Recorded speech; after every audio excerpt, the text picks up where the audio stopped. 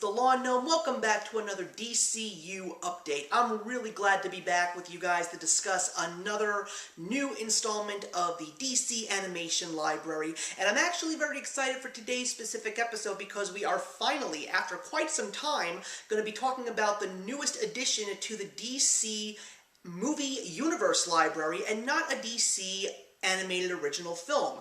And even more exciting is the fact that we're going to be discussing the newest DC Showcase short set. This is the third one, and I will say, going back to a few previous videos, that the DC Showcase shorts are something that I actually do truly appreciate as a DC animation fan and a comic book fan, because even though we know who our Supermans and our Batmans and our Wonder Womans are, just to name a few, there are so many DC heroes that really don't get the opportunity to get their own chance to be in the spotlight and give you guys an understanding of who they are and what they do and how important they are to the DC comic book and animated universe. So we were not sure if we were going to get another series after we got the first compilation way back, I think almost a decade ago, with Superman, Shazam, The Return of Black Adam, but we did finally get a new installation with the first interactive DC movie, Batman: A Death in the Family, and like most people, it was definitely something interesting to me, but not necessarily something that I truly embraced. So finding out that we were officially going to be going back to the original format and getting a couple brand new shorts, even though we already knew what those specific shorts were, the next 25 to 30 minute long short was one that we were all very excited for because it features a character in DC lore that we are all truly loving at this moment, specifically because of the actor/voice actor who has been portraying him for the last couple of years. And that, of course, is Matt Ryan, returning to voice John Constantine in Constantine, the House of Mystery. So what was even more interesting about this specific short is the fact that it is an epilogue story to the New 52 DC animated storyline that started with Flashpoint Paradox and ended with Justice League Dark Apocalypse War. We even get the closing moments of that last film when Flash goes off into the distance and rewrites history. And what we get after that is definitely an interesting thing in many different ways. We basically get Constantine transported to the House of Mystery, a specific entity that we have seen in Justice League Dark a couple of years ago, but in this particular manner, it is a very different atmosphere, because what's basically happening to Constantine is he's trying to figure what is going on, because he seems to be encountering his close friends and they end up turning into demons that want to kill him. So he's basically spending day after day just trying to survive from being killed by these so-called demon versions of his friends, and eventually he starts to realize that this is because he is in some kind of purgatory because he broke the rules. And how does he determine that? Because when he tries to find an opening, he comes face to face with the immortal being known as the Spectre. And that is definitely one of the big things that I did not anticipate in this story, especially considering the fact that Lou Diamond Phillips voices the Spectre. And through his encounter, he understands what he needs to do moving forward, and the truth is, we really are unsure if he's ever actually going to move forward, simply because of the fact that he just wanted to set things right when he was in the land of the living in the New 52 Flashpoint universe. So I'm not going to say that this was the worst story that I ever watched, but it definitely was not the best. It was truly a step up from Death in the Family. I will definitely say that. But I probably would say that one of the things that I really didn't like about this one was the fact that the animation was really bad. I mean, I'm not necessarily sure if this is the DC current Rebirth storyline animation that we're seeing, because it definitely doesn't look the same, but seeing where Constantine was and what he turned into in this movie, from an animation standpoint, outside of the Spectre and the DC Cosmic Universe, I really did not like the animation.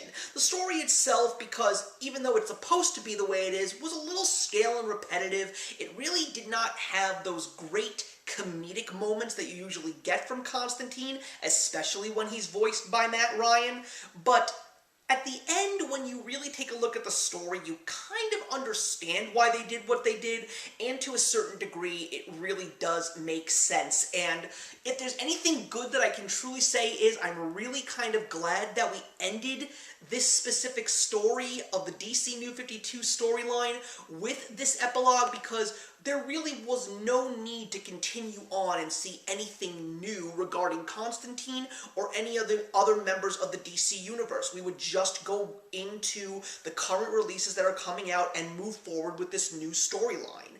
So, along with the brand new longer short, of course we get the DC Showcase shorts that have been featured in other DVD packages and Blu-ray packages throughout the last few months. And I will definitely say that these three were definitely interesting. Some were better than others. They weren't entirely the best, but the truth of the matter is there are very, very few of these showcase shorts that are truly spectacular. I mean, I always say that my two personal favorites at this point in time, number one is definitely Death. That is a fantastic short, and The Spectre, just from an animation standpoint, is just simply fantastic. So the first one that we got was Kamandi, the Last Boy on Earth. That's a specific character that I have heard about, but I never actually read any comics that he starred in, except for one that just came out with just two specific comics. That was Generations Shattered and Generations Forged. Really interesting stories, by the way. But anyway, Kamandi is, as they say, the last boy on Earth. He has a couple of very interesting friends, and he ends up being put to test in the trials to see if he is in fact as good as, or possibly is, what this group of creatures refers to as the Mighty One. And I personally would say that this story is very predictable, but from an animation standpoint, it's pretty amazing. I mean, I thought that when I watched it, it looked like something out of a 1970s, 1980s Hanna-Barbera cartoon. I mean, it looked like Thundar the Barbarian to me. Very much similar themed as well. Also, Cameron Monaghan from Shameless and Gotham voicing Kamandi was a good choice as well. He's a fantastic voice actor. And like I said, at the end, I kind of knew where the story was going, and at the end I even found out that the animation was supposed to emulate the greatness of Jack Kirby's art, and after rewatching it for this recording, I actually did spot the infamous Kirby crackle. I would say that it is fun, it's an interesting story to watch, it's got a lot of excitement and action, but definitely not perfect. We then got the Losers. The Losers, again, characters that I have heard about, haven't really read too many stories, and when you think of Losers, believe it or not, you probably remember that movie from the early 2000s starring Chris Evans, Idris Elba, Jeffrey Dean Morgan, and Zoe Saldana as CIA agents, but that's not what the Losers are in the comics. The Losers have been around for a while, and they are army men that go off on these crazy paranormal adventures, and in this adventure they end up discovering a well-known piece of DC lore, which is Dinosaur Island, as well as finding out that one of their pack is not who it seems to be, and finds out what the true intentions are. The best part of this specific short, even though there is a great deal of action and the animation is good, it's definitely Ming-Na Wen voicing the only female in this short, and that's just because of the fact that Ming-Na Wen is awesome, because she is a fangirl of anything science fiction and fantasy. I mean, for crying out loud, you probably have seen her in Agents of S.H.I.E.L.D. You've probably seen her recently in The Mandalorian and the Book of Boba Fett, and you probably even remember her as the voice of Mulan, but she just loves this stuff, and you can see that she just pours her talent into this character that she plays. Again, it's fun, it's a very interesting piece of animation to look at. The biggest surprise for me was the fact that it was actually written by comic book writer Tim Sheridan. He's someone that not that many people that I personally follow in the comic book community says really good things about, but to know that he actually was part of the DC animation world now was definitely interesting, and I will definitely say that he didn't write a horrible story. The final one that we got was my favorite of the bunch, and this one pretty much rounds out my all-time showcase short top 3. and we tackled one of my favorite characters in DC, a very underappreciated one, and that of course is Blue Beetle. Not Jaime Reyes, who we have seen a lot more often lately, and we're even going to be getting a Blue Beetle movie, but I'm talking about the original Charleston creation that would be adopted by DC and would become a well-known fan favorite, and that of course is Ted Kord. What I loved the most about this specific short was that it looked like the 1967 Spider-Man cartoon. The fact that we went back to get that specific animation style, the fact that this entire series was paying tribute to classic animation and comic book styles, that's a wonderful thing regardless. But Matt Lanter, who has voiced a couple of DC characters in recent years, voiced Blue Beetle, and there were also some other cult favorite DC characters in this short as well, including Captain Atom, Nightshade, and another one that I really need to read more about, The Question, because I love The Question in Justice League Unlimited. But this one was never meant to take itself seriously. It felt like a classic cartoon from the 1960s, and it's just fun.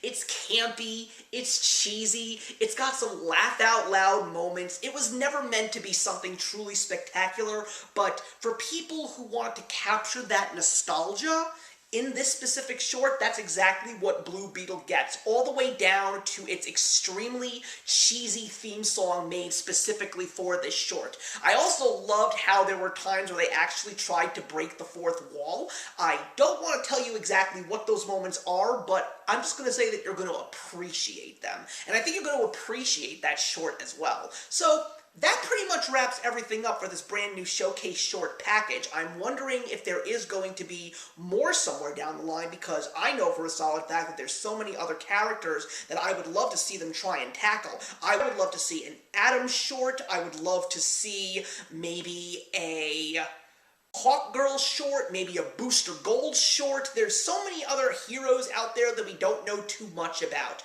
But who knows what we're going to get in the coming years, but all I do know is I am very excited for the next time that I'm going to be sitting down with you guys, because we are going to be discussing the newest addition to the DC Rebirth storyline, and I'm even more excited because there's so many other things coming out in the next couple of months from DC Animation that myself and Cammy are going to be over at That's Comical doing some DC animated live shows, so we're excited to finally get back to that as well. But in the meantime, everybody, I hope you enjoyed. Please leave your comments in the box below. Let's discuss Constantine, the House of Mystery, and I will see you in the next one. If you enjoyed the video you just watched, feel free to leave a comment. Also, feel free to subscribe if you want to be up to date with our latest videos. Thank you so much for joining us today, and we'll see you in the next one. Actions speak louder than words.